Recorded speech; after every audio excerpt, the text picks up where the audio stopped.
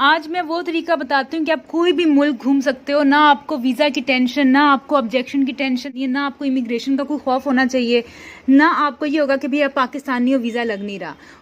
ये कौन सा दूध है? पटाशू मिल्क। यार इसको कहते हैं पढ़ी लिखी चोरियां करना। जो अनपढ़ लोग होते हैं वो तो पता नहीं क्या क्या चीज़ें चोरी कर सकते हैं। लेकिन आज जो है वाईफाई आ नहीं रहा, तो हमने क्या किया, आपस में ग्रुप बना के बैठ गए हैं और हम वेट कर रहे हैं कि हम लोग स्क्रैबल खेलें। ये देखो, ये गंद वहीं का वहीं है। अब मुझे कहकर गई है मैडम कि मेरी सफाई चेक कर लो, और ये पता नहीं क्या चीज़ इस पे लगी हुई है। और मुझे कहती है सब चीज़ें साफ सुथरी हैं, मुझे कहती कपड़े तय करके गई है अपने। ये देखो, कपड़ा बिस्तर से अपने कपड़े उठाए हैं इसने और यहाँ पे आके फेंक दिए। ये देखो, और यहाँ पे माचिस बम इकट्ठे किए हैं इसने। कोई भी शख्स आता है ना इसके साथ बात करने, अस्सलाम वालेकुम, ये माचिस बम छोड़ देती है उनके ऊपर। अगर आप हाथी या शेर अपने तकिए के नीचे रखते हो ना, तो आप जो ख्वाब देखते हो ना, वो 1 घंटे के बाद ना आपको बता देता है कि आपकी लाइफ कैसी जा रही है आपकी जिंदगी में। आज मैं सारे वो मसाले ले आई हूँ जिसके बाद हुमा ये कंप्लेन नहीं कर सकती कि भाई मेरे खाने में टेस्ट नहीं है, क्योंकि हुमा जब कोई खाना पकाती है तो मैडम के खाने में एक भी टेस्ट नहीं होता। अब मैंने इसको सारे मसाले लाकर दे दिए मैडम को, सारे के सारे मसाले इधर हैं। अब मैडम बिरयानी बनाए, कोरमा बनाए, कुछ बनाए, सब मसाले इधर हैं। हाँ, बोतलें अलग हैं लेकिन मसाले वही हैं। अब ये राई है, राई के बराबर इसकी मेहनत है। ये पीछे वो है धनिया पाउडर, मसाले। अब ये चिकन कढ़ाई बनाए, वो भी इतनी फीकी बनाती है, चिकन का कोई टेस्ट नहीं होता, बल्कि चिकन से नफरत करा दी इसने मुझे। ये सारी चीज़ है, लेकिन एक चीज़ जो गलत हुई है वो ये कि जैसिका हमारे लिए ये लाई है मसाला चाय। ये इंडियन की चाय होती है, जैसे ये करीना कपूर बनी हुई इनके मसाले के ऊपर। वैसे एक बात है, इंडियंस के ना जो मसाले हैं उसके ऊपर ना बड़ी बड़ी एक्ट्रेसेस, टॉप नॉच एक्ट्रेसेस के फोटोज बनी होती हैं। जैसे चक दे इंडिया के ऊपर करिश्मा कपूर बहुत ज़्यादा टैग्ड है, और हमारे यहाँ जो टॉप एक्ट्रेसेस होती हैं वो तो हमने कभी भी नहीं देखा। मैंने ऐश्वर्या राय को एक आटे के तोड़े के ऊपर देखा था, आशीर्वाद था उसका नाम शायद। तो ये करीना कपूर जो है ना, वो चटनी के ऐड के ऊपर थी। ये चटनी का डब्बा है लेकिन इसके अंदर हरी मिर्च है। ये स्वीट मैंगो चटनी, स्वीट मैंगो चटनी सॉस। हाँ जी, आज जो है वाईफाई आ नहीं रहा, तो हमने क्या किया, आपस में ग्रुप बना के बैठ गए हैं और हम वेट कर रहे हैं कि हम लोग स्क्रैबल खेलें। तो हुमा मैडम का कहना है कि हमें स्क्रैबल खेलना है, मैं भी कह रही हूँ स्क्रैबल खेलना है, जबकि जेसिका कह रही है ताश खेलनी है। तो जो ताशकंद से आई हैं मैडम हमारी जेसिका, उसके लिए अब हम ताश खेलेंगे। ताश नहीं, मैं तो कह रही स्क्रैबल खेलनी है। ताश की हर शख्स को अपनी अपनी गेम्स पता है। मुझे तो मेमोरी पसंद है ताश के अंदर। कोई पता नहीं कौन सी रंग वाली गेम खेलते हैं, कोई कुछ खेलते हैं, लेकिन मैंने सिर्फ और सिर्फ ताश वो स्क्रैबल खेलनी है। और ये मेरा पाकिस्तान से आया हुआ खूबसूरत किस्म का बिल्लू है, बिल्लू बहुत प्यारा से बिल्लू। ये है मेरा बिल्लू है, और ये हमने मिनी सॉ से लिया था। ये इतना प्यारा मेरा मिनी सॉ का कैट है। लेकिन आजकल के टॉयज़ की मुझे समझ नहीं आ रही, जैसे जेन जी, जेन अल्फा आ गए हैं। आजकल के टॉयज़ में ये समझ नहीं आ रही कि बिल्ली के ऊपर ये श्रिम्प यानी मछली क्यों बैठी हुई है, यानी कि ये क्या है। या आपने दो जिस्म एक जान कर दिया कि श्रिम्प और बिल्ली एक ही चीज़ है। ये अच्छी चीज़ नहीं लगती है, दोनों को अलग अलग रखना चाहिए था। बहरहाल ये कोई अच्छी नहीं लग रही मुझे टॉय, ये अच्छा टॉय नहीं लग रहा, कोई अच्छी चीज़ नहीं है ये। बिल्ली भी अच्छी खासी बेचारी परेशान बैठी कि उसको जौं खची मिट गई है। ये कौन सा दूध है? पटाशू मिल्क। ये पटाशू मिल्क लेना है या आलमंड मिल्क लेना है, या यहाँ पे और भी किस्म के कोई किस्म के मिल्क आ रहे हैं। ये मिल्क शेक है, ये मलक, ये किसका मिल्क है? पिस्ताशू का मिल्क है। और कौन सा मिल्क लेना है हमने? ये पिस्ताशू मिल्क है, ये बहुत अच्छा पिस्ताशू मिल्क होता है, ये लेना चाहिए हमें। यार इसको कहते हैं पढ़ी लिखी चोरियां करना। जो अनपढ़ लोग होते हैं वो तो पता नहीं क्या क्या चीज़ें चोरी कर सकते हैं, लेकिन ये पढ़े लिखे लोगों की चोरी है। मैं इसके घर में आई हूँ तो ये देखो, ये इसने सीप चुराए हुए हैं समंदर के अंदर से। हालांकि कहते हैं आपको समंदर के अंदर से सीप बिल्कुल नहीं चुरानी चाहिए, क्योंकि कुछ ऐसी मखलूक होती हैं जो इसके अंदर अपना घर बनाती है शार्क से छुपने के लिए। ये देखिए, मुझे तो खौफ आ रहा है, इसके अंदर कोई है तो नहीं। ये क्या है? ये देखो, इसके अंदर घर बनाए जाते हैं यार। और ये देखो क्या चोरी करके लाए हुए हैं ये लोग, कितनी गलत बात है। यहाँ पे भी घर बनाए जाते हैं, लेकिन ये क्यों नहीं लोगों को एहसास होता है कि चीज़ अच्छी नहीं है यार। क्या है वैसे ना, ये देखो सीप कितने भी प्यारे हो, लेकिन इनको नहीं चुराना चाहिए। ये देखो वैसे कितनी, वैसे खुदा की शान देखो, कितने प्यारे सीप हैं यार। इनको हाथ लगाओ तो इनके मटेरियल ही और है, इनकी प्रिंट ही और है, और इतने सख्त हैं। और ये जानवर की हेल्प करते हैं। जैसे शार्क आएगी तो ये जो छोटी छोटी मछलियाँ वो ना, खाली सीप जो होते हैं ना, जिनके अंदर के जानवर, सीप के जानवर मर चुके होते हैं, तो उसमें अपना घर बना लेती हैं बेचारी। बहरहाल ये हैं बड़े खूबसूरत सीप। अच्छा जी, हुमा मैडम ने कहा कि अगर आप हाथी या शेर अपने तकिए के नीचे रखते हो ना, तो आप जो ख्वाब देखते हो ना, वो 1 घंटे के बाद ना आपको बता देता है कि आपकी लाइफ कैसी जा रही है आपकी ज़िंदगी में। यानी कि आपको अगर जो भी ख्वाब आएगा ना वो ऐसा ख्वाब होगा जो आपको बताएगा अगले 5 दिनों में आपके साथ क्या होने वाला है। तो मैं जो हूँ ये हाथी रखने लगी हूँ तकिए के अंदर। इसने ये इंडियन आयुर्वेदिक कोई टेक्निक देखी है, तो अब जो भी ख्वाब इसको 5 दिन जो आज आएगा ना इसको ख्वाब, वो 5 दिन के लिए हकीकत होगी।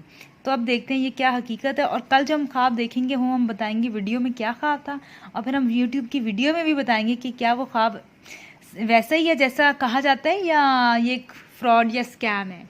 चलो देखते हैं बाहर आ। इसको मैंने रख दिया तकिए के नीचे। अब देखते हैं और रिकॉर्ड करते हैं कि क्या ये चीज़ सच्ची थी या वैसी इन्होंने कही है। अच्छा जी, हुमा के कहने पे अब मैं आई हूँ इसकी सफाई चेक करने। तो हुमा ने कहा तुम चेक कर लो सफाई मेरी कितनी साफ़ सुथरी है। मैंने सबसे पहले माइक्रोवेव खोला है तो पहले ही मुझे यहाँ पे गंद नज़र आ गया, और मैडम मुझे पूरी की पूरी शर्त और ज़वाबत के साथ कह रही थी शर्त लगा लो 100 रुपये की कि सारी सफाई तुम्हें मिलेगी। मैंने कहा पहले तो मैं शर्तों में बिलीव नहीं करती, ऊपर से हम पहले भी खोला है, ये नहाने के लिए गई हुई है मैडम सारी सफाइयाँ करके। अब सफाई नहाने का क्या फ़ायदा, सफाई नहीं सही हुई हुई। ये देखो मुझे अभी से सारा गंद नज़र आ रहा है। पहले मैंने माइक्रोवेव खोला, ये देखो ये गंद है। अब इसकी बाकी चीज़ें चेक करते हैं। ये देखो ये गंद वहीं का वहीं है। अब मुझे कहकर गई है मैडम कि मेरी सफाई चेक कर लो, और 100 रुपये की शर्त भी लगा कर गई है कि तुम्हें हर चीज़ साफ़ सुथरी मिलेगी। ये वहीं का वहीं है, जंग आलू ये पता नहीं क्या चीज़ इस पर लगी हुई है, और मुझे कहती है सब चीज़ें साफ़ सुथरी हैं। ये अभी तक इसके अंदर पानी गंदा वाला पड़ा है, ये देखो सारा पानी इस पर पता नहीं क्या जमा हुआ है। और कॉन्फिडेंस के साथ ये देखो यार ये फंगस लगी हुई है यहाँ पर।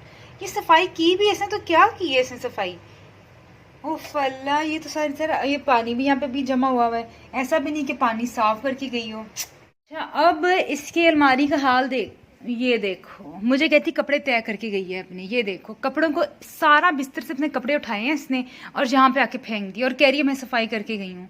यार इतनी भी पहड़ औरत हो। वैसे ना एक बात है, ये हुमा ने सारे बिस्तर से कपड़े उठा के इस अलमारी में ठूस दिए और कह के मैंने सारे कपड़े अपने जो है ना यहाँ पे रख दिए हैं।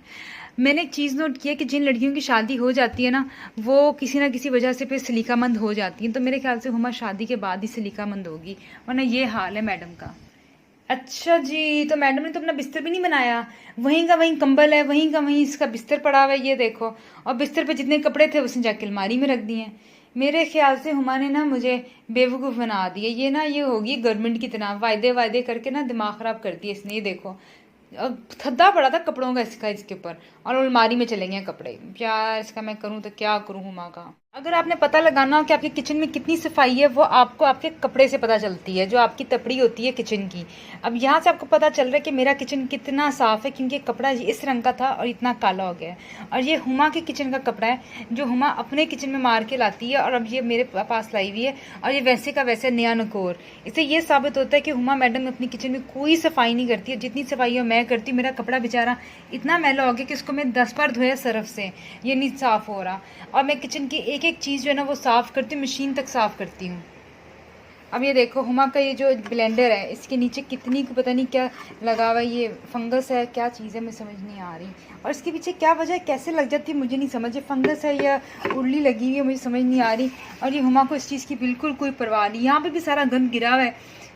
हो मैं इसको साफ़ करूं क्या करूं यार, मगर किचन को गंदा हरगिज़ नहीं होना चाहिए। आपका रूम गंदा हो जाए कोई मसला नहीं, लेकिन किचन आपका हमेशा साफ़ होना चाहिए। किचन आपका जितना साफ़ होगा ना उतना खाने में भी बरकत पड़ती है आपके। ये मैंने हुमा को दिया था इतना प्यारा कलर का पिंक रंग का ब्रेसलेट, क्योंकि मैडम को पिंक कलर बहुत पसंद है। तो ये देखो यूँ रोल के फेंकी हुई मेरी चीज़ें, ये देखो, और मेरी चीज़ों में अपनी चीज़ें रखी हुई हैं इसने। यार ये क्या है वैसे, मुझे समझ नहीं आ रही है। ये देखो ये देखो, ये मैंने इसको जो जो चीज़ें दी ऐसे यूँ फेंक, हो ये इसने क्या कर दिया यार, मेरी चीज़ें ऐसे फेंक दी इसने। यार इसको मैंने गिफ्ट नहीं आइंदा देना, पहले कहती गिफ्ट नहीं दिया गिफ्ट नहीं दिया, अब 2 गिफ्ट तो ये इसकी हरकतें हैं। ये देखो, और यहाँ पे माचिस बम इकट्ठे किए हैं इसने।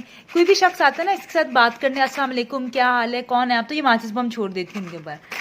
यार वैसे ना हुमा के क्या ही कहने, मुझे समझ नहीं आ रही मैं करूँ तो क्या करूँ। इसकी सफाई तो कर सकती थी वैसे मैडम, और मेरी चीज़ें अपनी चीज़ों के साथ रखी हुई इसने। इसके माचिस बम गायब कर देती हूँ, इसने अपना बड़ा हथियार रखा हुआ है यहाँ पर, ये मैं छुपा लेती हूँ। इसको ये नहीं पता कि इसने किया क्या। यार मुझे गुस्सा आ रहा है, बंद करती हूँ हमारी इसकी। कोई भी मुल्क आप घूम सकते हो, ना आपने पैकिंग का कोई टेंशन लेनी है, ना आपको इमिग्रेशन का कोई खौफ होना चाहिए, ना आपको ये होगा कि भैया पाकिस्तानी हो वीज़ा लग नहीं रहा, ना आपकी कोई फ़ी लगेगी, ना आपको 1 रुपया खर्च कर, हाँ थोड़े बहुत पैसे खर्च करने पड़ेंगे लेकिन वो ना होने के बराबर है।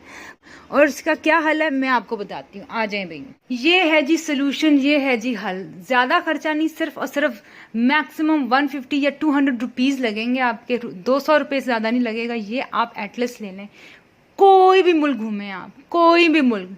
वीज़ा आपका नहीं लग रहा, भाड़ में जाए। इमिग्रेशन से खौफ है आपको, भाड़ में जाए।